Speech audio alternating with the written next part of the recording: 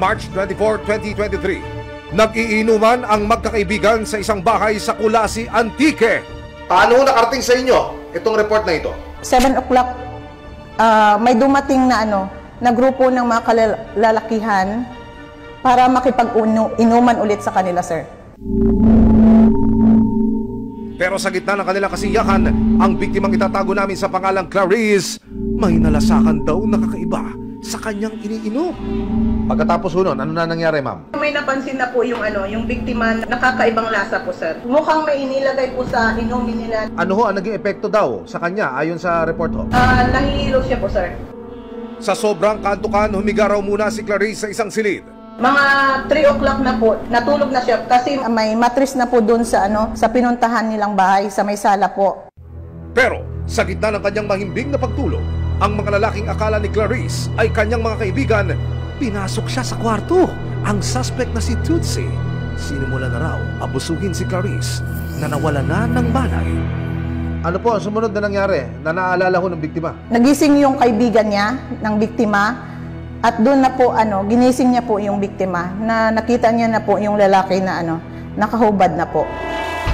Ang pinaka nakakabahala, huli sa video ang ginagawang panggagakasa di umano ng suspect na si Tutsi sa walang malay na biktima. Pero hindi pa rito natatapos ang kasamaan ng kanilang ginawa. Ano ho ba laman itong video na ito? 6 video po, sir. Mukhang helpless at saka unconscious, sir. Mga 7 o'clock ata, sir. Yun na yung spread out yung yung 6 video, sir. Sa isinagawang medico-legal sa biktima, kumpirmadong ginahasa nga si Clarice. Ano po ang napatunayan natin sa resulta po ng medico-legal report ng examination na binabanggit nyo? Positive po, sir, sa whitish vaginal discharge. Ibig sabihin, meron hong sexual intercourse? Opo, sir. Hanggang sa mag-report na yung biktima sa inyo, kaya ako nagsagawa na kayo ng follow-up operation. Hindi po namin nakita yung suspect, Okay. sir. Nag-conduct po ng hot pursuit pero wala talaga, sir. Kasama ng resibo, binalikan ng Kulasi Municipal Police Station ang lugar kung saan ginakasa ang biktima. Dito po nag-umpisa yung yung inuman nila kasama po yung mga lalaki at pagkatapos na may naramdaman pong paghihilo at inaantok, nagpaalam po siya sa kanyang kaibigan na matutulog na po siya at dito po siya natutulog at dito po nakita yung bitsin na ginamit po kung saan nahilop yung biktima. June 2023, ang huli at pangatlong suspect na si John Hartsen alias Tutsi, napagkalaman ng mga otoridad na pumanaw na dahil sa isang stabbing incident. Pero sa matagumpay na pag-aresto kanila Junela at Makawili, umaasa ang kapulisan ng EPD at Antique na magsilbi itong leksyon na kailan may walang lugar sa lipunan ang ganitong gawain. Dito sa EPD, very active yung ating Women's and Children Division.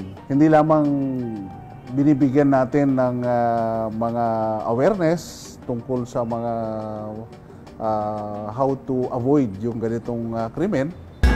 Kasalukuyang nasa kustodiya ng Pasig City Jail si Makawili, habang nasa custodial facility ng Kulasi Municipal Police Station naman si Jonella. Sinubukan ng resibo na makapanayam ang dalawa pero sa korte na lang po sila magpapaliwanag. Nakaharap sila ngayon sa kasong rape.